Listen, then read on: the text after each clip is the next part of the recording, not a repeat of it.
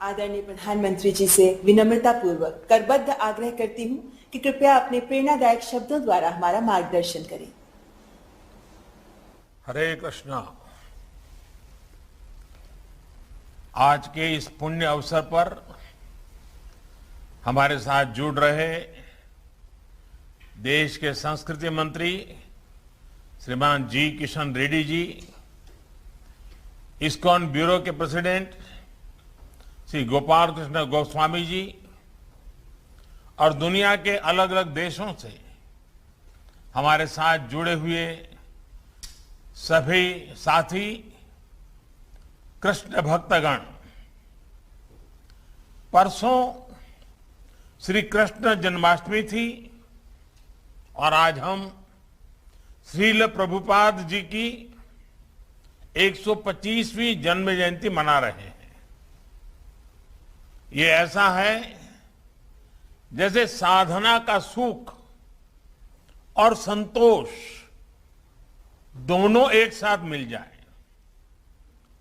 इसी भाव को आज पूरी दुनिया में श्रील प्रभुपद स्वामी ने लाखों करोड़ों अनुयायी और लाखों करोड़ों कृष्ण भक्त स्वाभाविक रूप से अनुभव कर रहे हैं।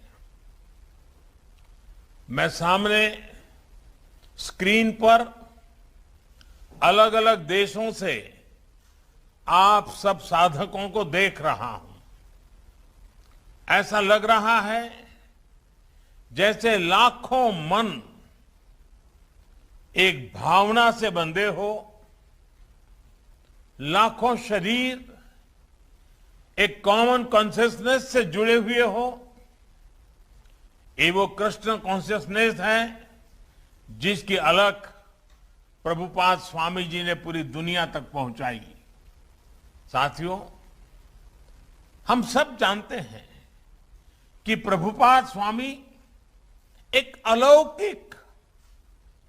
अलौकिक कृष्ण भक्त तो थे ही, साथ ही वो एक महान भारत भक्त भी थे।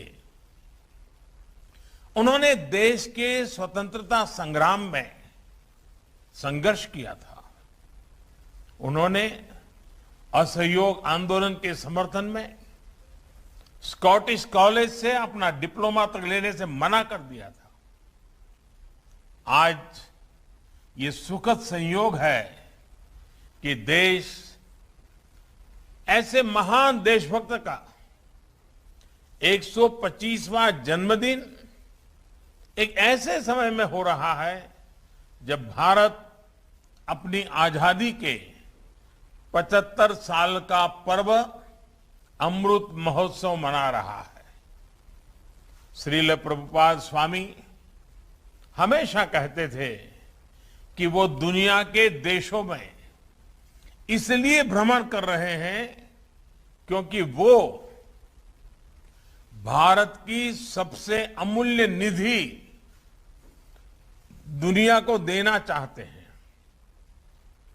भारत का जो ज्ञान विज्ञान है, हमारी जो जीवन संस्कृति और परंपराएं हैं, उसकी भावना रही है अथभूत दयाम प्रति, अर्थात जीव मात्र के लिए, जीव मात्र के कल्याण के लिए हमारे अनुष्ठानों का भी अंतिम मंत्र यही होता है, इदम न मम, यानी ये मेरा नहीं, ये अखिल ब्रह्मांड के लिए है, संपूर्ण सृष्टि के हित के लिए है। और इसलिए कि वे भारत के चिंतन और दर्शन को दुनिया तक ले जाएं। श्रील प्रभुपाद जी ने अपने गुरु के इस आदेश को अपना मिशन बना लिया और उनकी तपस्या का परिणाम आज दुनिया के कोने कोने में नजर आता है। अमृत महोत्सव में भारत ने भी सबका साथ, सबका विकास और सबका विश्वास के मंत्र के साथ ऐसे ही संकल्पों को अपनी आगे की यात्रा का आधार बनाया है। हमारे इन संकल्पों के केंद्र में, हमारे इन लक्ष्यों के मूल में भी वैश्विक कल्याण की ही भावना है और आप सभी इसके साक्षी हैं कि इन संकल्पों की पूर्ति के लिए सबका प्रयास कितना आवश्यक है। आप कल्पना कर सकते हैं, अगर प्रभुपाद जी ने अकेले विश्व को इतना कुछ दिया है, तो जब हम सब उनके आशीर्वाद से एक साथ प्रयास करेंगे तो कैसे परिणाम आएंगे। हम जरूर मानवीय चेतना के उस शिखर तक पहुंचेंगे जहां से हम विश्व में और बड़ी भूमिका निभा सके, प्रेम के संदेश को जन जन तक पहुंचा सके। साथियों, मानवता के हित में भारत दुनिया को कितना कुछ दे सकता है, आज इसका एक बहुत बड़ा उदाहरण है विश्व भर में फैला हुआ हमारा योग का ज्ञान, हमारी योग की परंपरा, भारत की जो सस्टेनेबल लाइफस्टाइल है, आयुर्वेद जैसे जो विज्ञान है। हमारा संकल्प है कि इसका लाभ पूरी दुनिया को मिले।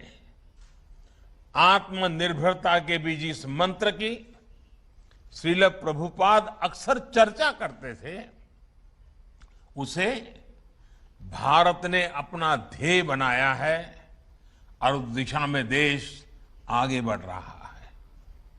मैं कई बार जब आत्मनिर्भर भारत और मेक इन इंडिया के लक्ष्यों की बात करता हूं, तो मैं अपने अधिकारियों को, बिजनेसमैन को इस्कॉन के हरे कृष्ण मूवमेंट की सफलता का उदाहरण देता हूं। हम जब भी किसी दूसरे देश में जाते हैं और वहां जब लोग हरे कृष्ण बोलकर मिलते हैं, तो हमें कितना अपनापन लगता है, कितना गौरव भी होता है।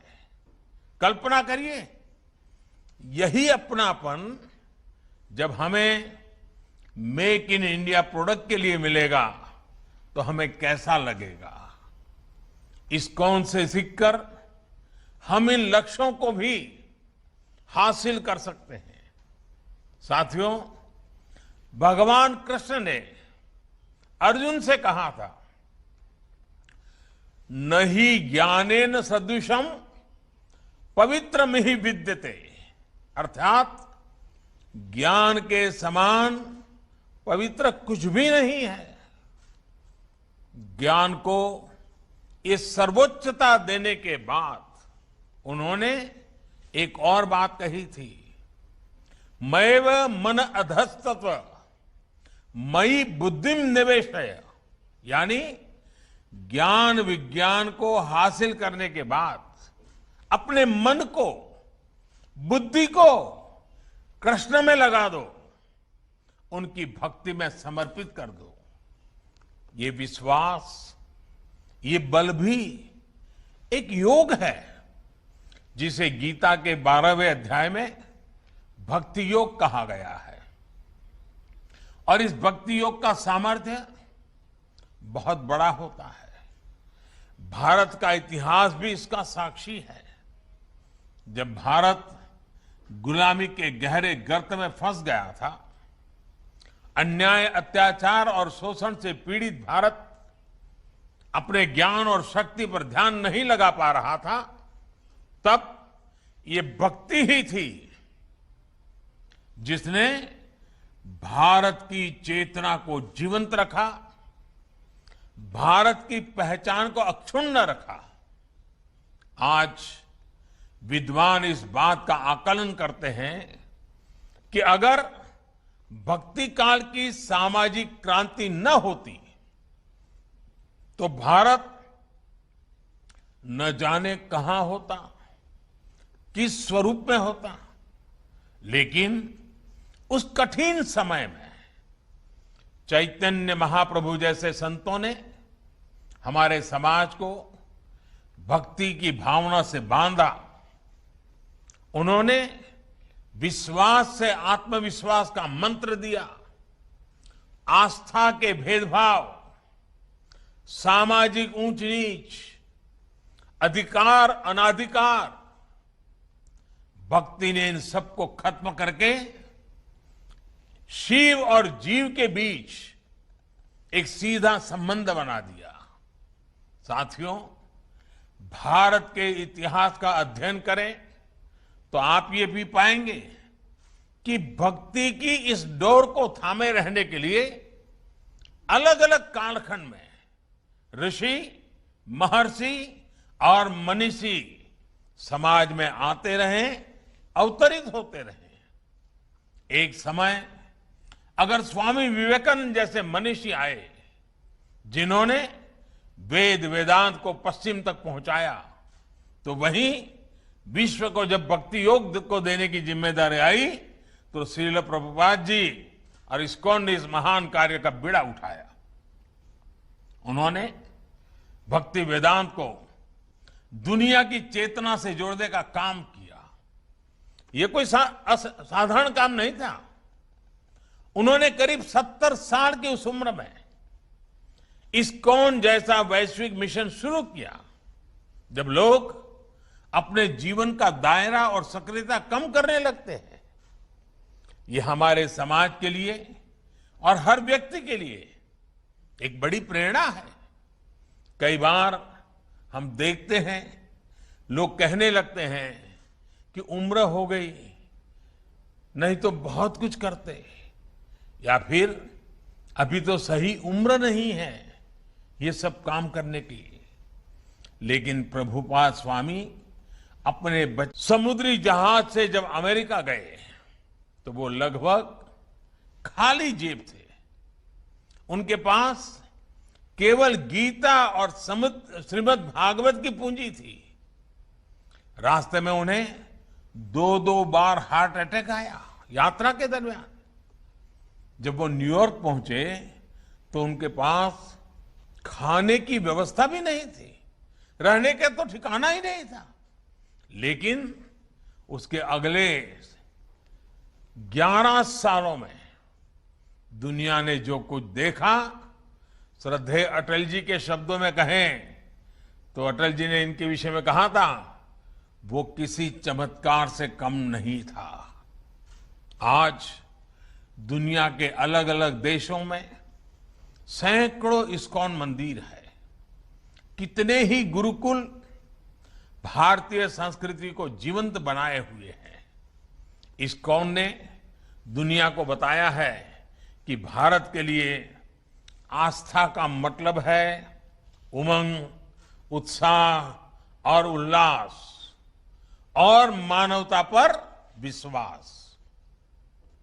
आज अक्सर दुनिया के अलग अलग देशों में लोग भारतीय वेशभूषा में कीर्तन करते दिख जाते हैं। कपड़े सादे होते हो, हाथ में ढोलक, मंजीरा जैसे वाद्य यंत्र होते हैं, हरे कृष्ण का संगीतमय कीर्तन होता है और सब एक आत्मिक शांति में झूम रहे होते हैं। लोग देखते हैं तो उन्हें यही लगता है कि शायद कोई उत्सव या आयोजन है। लेकिन हमारे यहां तो ये कीर्तन, ये आयोजन जीवन का सहज हिस्सा है। आस्था का ये उल्लासमय स्वरूप निरंतर पूरी दुनिया में लोगों को आकर्षित करता रहा है। ये आनंद आज स्ट्रेस से दबे विश्व को नई आशा दे रहा है। साथियों, गीता में भगवान कृष्ण का कथन है, अद्वेष्टा सर्वभूतानां मैत्रः करुण एवच निर्ममो निरहंकारः समदुख सुख शमी। अर्थात जो जीव मात्र से प्रेम करता है, उनके लिए करुणा और प्रेम रखता है, किसी से द्वेष नहीं करता, वही भगवान को प्रिय है। यही मंत्र हजारों सालों से भारत के चिंतन का आधार रहा है और इस चिंतन को सामाजिक आधार देने का काम हमारे मंदिरों ने किया है। इस्कॉन मंदिर आज इसी सेवा परंपरा के आधुनिक केंद्र बनकर उभरे हैं। मुझे याद है जब कच्छ में भूकंप आया था तो किस तरह इस्कॉन ने लोगों की सेवा के लिए आगे बढ़कर काम किया था। जब भी देश में कोई आपदा आई है, चाहे वो उत्तराखंड की त्रासदी हो या उड़ीसा और बंगाल में साइक्लोन की तबाही, इस्कॉन ने समाज का संबल बनने का काम किया है। कोरोना महामारी में भी आप करोड़ों मरीजों, उनके परिजनों और प्रवासियों के लिए लगातार भोजन और दूसरी जरूरतों की व्यवस्था करते आ रहे हैं। महामारी के अलावा भी लाखों गरीबों के भोजन और सेवा का अनवरत अभियान आपके माध्यम से चलता रहा है। जिस तरह से इस्कॉन ने कोविड मरीजों के लिए अस्पताल बनाए और अब वैक्सीन अभियान में भी सहभागिता निभा रहे हैं, उसकी भी जानकारी मुझे लगातार मिलती रहती है। मैं इस्कॉन को, इससे जुड़े सभी भक्तों को आपके इस सेवा यज्ञ के लिए बहुत बहुत शुभकामनाएं देता हूं। साथियों, आज आप सत्य, सेवा और साधना के मंत्र के साथ न केवल कृष्ण सेवा कर रहे हैं, बल्कि पूरी दुनिया में भारतीय आदर्शों और संस्कारों के ब्रांड एम्बेसडर की भी भूमिका निभा रहे हैं। भारत का शाश्वत संस्कार है सर्वे भवन्तु सुखिनः, सर्वे सन्तु निरामया। यही विचार इस्कॉन के जरिए आज आप सभी का, लाखों करोड़ों लोगों का संकल्प बन चुका है। ईश्वर के प्रति प्रेम और जीव मात्र में ईश्वर के दर्शन, यही इस संकल्प की सिद्धि का मार्ग है। यही मार्ग हमें विभूति योग अध्याय में भगवान ने बताया है। हमें विश्वास है कि वासुदेवः सर्वम का ये मंत्र हम अपने जीवन में भी उतारेंगे और मानव मात्र को भी इस एकता की अनुभूति कराएंगे। इसी भावना के साथ आप सभी का बहुत बहुत धन्यवाद। हरे कृष्ण।